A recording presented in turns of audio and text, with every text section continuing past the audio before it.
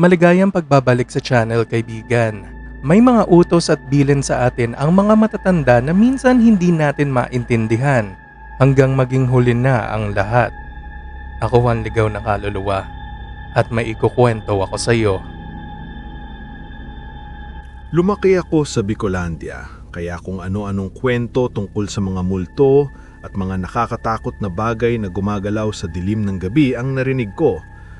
Yung madandang tumatawid tuwing gabi, yung walang ulong pare na nakatayo sa tulay, at si Aling Lusing na magkukulam daw. Alam niyo na ang mga kwentong iyon. Bilang matitigas na batang probinsyano, wala ni isa sa kanila ang talagang nakakatakot para sa amin. Hindi man lang sila nakakatakot kahit kalahati kumpara sa napakaitim na dilim tuwing gabi ng tag-init. Yun ay maliban na lang kay Lola. Hindi kailanman sinabi ni Lolo sa amin kung bakit. Ang sabi lang niya, wag naming banggitin o kaya papansinin si Lola. Para sa aming mga apo nila, medyo kakaiba iyon dahil palaging bahagi ng buhay namin si Lola. Parang mula pa nung hindi na maalala ng Diyos kung kailan ay mag-asawa na sila ni Lolo. Si Lola ang naglalabas ng aming damit pang simbahan tuwing linggo. Siya rin ang nagluluto ng almusal para sa aming mga apo tuwing natutulog kami sa bahay nila at palaging paborito namin ang niluluto niya. Pero hindi kami kailanman pinapayagang kilalanin ang presensya niya. Naalala ko isang umaga ng tag-init nang tumakbo ang pinsan kong si Patty mula sa talahiban mula pa sa kabilong dulo ng bakuran ni Lolo. Sumisigaw na kailangan daw ng tulong ni Lola. Sabi ni Patty, nasaktan daw ito ng sobra at nagmamakaawa siya kay Lolo na tulungan siya. Naalala kong umakyat ako sa isang damuhang burol para sumilip. At totoo nga, nandun si Lola. Nakatagilid sa lupa, suot ang itim niyang damit. Umiiyak habang hawak ang tiyan niya. "Lolo, siya!" Biglang tinakpan ni Lolo ang bibig ko gamit ang kulubot niyang palad. Napakabilis na parang sinampal niya ako. "Isara mo ang bibig mo ngayon na, Marco, at pabayaan mo na," sabi niya. Napuno ng luha ang mga mata ko at dahan-dahang tumulo ang mga iyon pababa sa mga balahibo ng kamay niya. Mabait na tao ang lolo ko at hindi niya ako kailanman tinrato ng ganun dati. Nadurog ang puso ko. Ginamit ko ang telepono sa opisina ni Lolo para tawagan ng mama ko. Dumating si mama para sunduin ako sa bahay nila Lolo at Lola nang araw ding iyon matapos ko siyang tawagan. At sinubukan kong ikwento sa kanya ang nangyari. Binigyan niya si Lolo ng tingin na parang kayang pumatay. Naalala ko kung gaano kahiyang-iya ang itsura ni Lolo. Ilang taon nang lumipas bago namatay ang lolo ko. Tulad ng karamihan sa mga lalaking kasing edad niya noong panahon na iyon, bigla na lang bumigay ang puso niya isang maaraw na umaga. Matindi ang libing niya.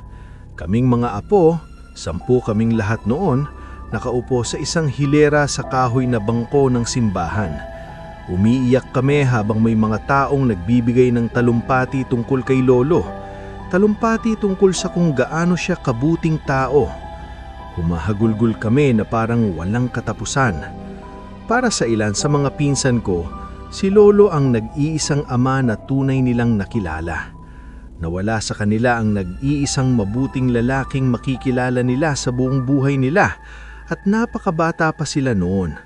Ang mga tunay nilang ama ay nawala sa alak na gawa sa alak, sa pangingisda, at sa karaniwang kapahamakan na kadalasang sinusuong ng mga lalaking tulad nila. Nakaupo si Lola kasama namin sa dulo ng hilera. Hawak niya si baby Christina sa kandungan niya. 2 taong gulang pa lang si Christina noon at siguradong hindi niya naiintindihan ang nangyayari. Pero kahit paano, naramdaman niya ang lungkot, ang bigat ng pagkawala.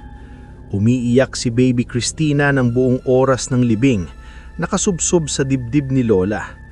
Hindi nagsalita kahit isang salita ang lola ko.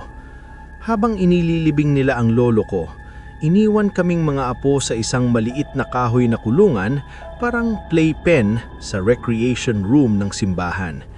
Iniwan lang kami doon ng aming mga nanay at tatay. Ang nag-iisang hindi umalis ay si Lola. Karamihan sa mga pinsan ko alam ang itinuro ni Lola sa amin. Huwag kailanman kakausapin o papansinin si Lola. At siguradong alam naming huwag siyang kausapin. Pero ang maliliit tulad ni Christina, hindi pa ganoon ang alam. Sa isang sulok ng playpen, nakaluhod si Lola. Nakalugay sa paligid niya ang mahaba at manipis niyang itim na belo sa muka. Nakaupo si Baby Christina, nakatingala sa kanya at tumatawa. At doon ko napagpasyahan na kailangan kong gumawa ng isang bagay. "Tina, baby, halika dito. Miss ka na ni Kuya Marco mo." Ikinaway ko ang mga kamay ko sa kanya, matamis na inaanyayahan siyang lumapit at maglaro. Dinukot ko mula sa bulsa ng damit ko ang isang mumurahing Barbie na parang knock-off lang na nabili ko sa palengke. Ipinakita ko sa kanya ang maliit na manika at iwinagayway iyon sa harap niya. Nagliwanag ang mga mata ni Baby Christina sa tuwa at nagsimula siyang mag-ugoy-ugoy habang naglalakad papunta sa akin sa ibabaw ng karpet. Itinaas ni Lola ang ulo niya na natatakpan ng parang belo ng kasal pero kasing itim ng uling. Bahagyang humarap sa akin ang ulo niya at bigla akong tinamaan ng malamig na pakiramdam ng takot na hindi ko pa kailanman naramdaman dati. "Halika, maglaro tayo dito, Tina."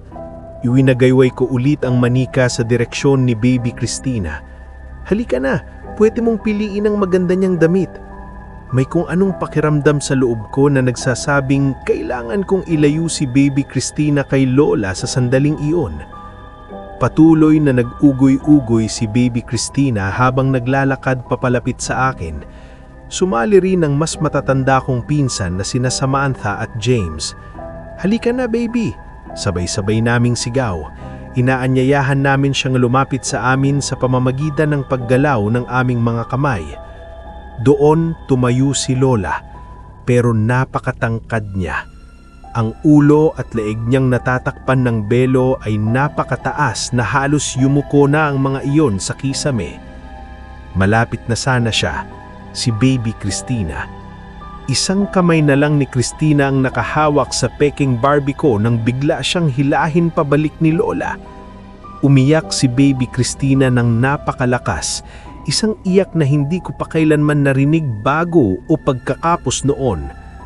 Hawak na siya ni Lola ngayon, nakapulupot sa napakahahaba nitong mga braso. Sa likod ng belo ni Lola, ang malamig niyang mapuputing mata na kumikinang ng dilaw, parang patay, ay nakatitig ng matindi sa akin.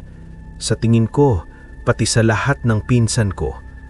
Tumalikod si Lola habang nakasiksik si Baby Christina sa ilalim ng isa niyang braso at madali niyang binuksan ng isang bintana.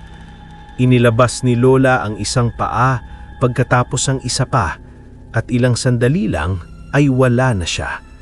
Nang dumating ang pulis, kung ano-anong tanong ang ibinato nila sa amin tungkol sa nangyari, sinubukan naming mga apo na sabihin sa kanila na si Lola ang kumuha sa aming sanggol na pinsan.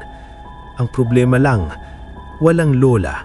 Kahit isa sa aming mga magulang ay walang inaaming kilala na ganoong tao.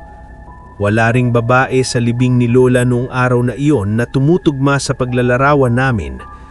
Ilang taon pa bago inamin ng nanay ko sa akin na ampun pala si Lolo ng nanay ko, pati ang lahat ng tiyahin ko at tiyo ko. Sabi nila, hindi raw kailanman nag-asawa si Lolo o kahit man lang wala silang alam na ganoon. Para bang wala silang alam tungkol sa lola namin o kahit sinong babaeng nag-aalaga sa aming mga apo sa bahay ni Lolo sa oras na iyon. Ang taning alam ko lang ay may isang matangkad na nilalang na parang babae ang kumuha ng aking sanggol na pinsan noong araw na iyon. At sana lang, buhay pa noon si Lolo.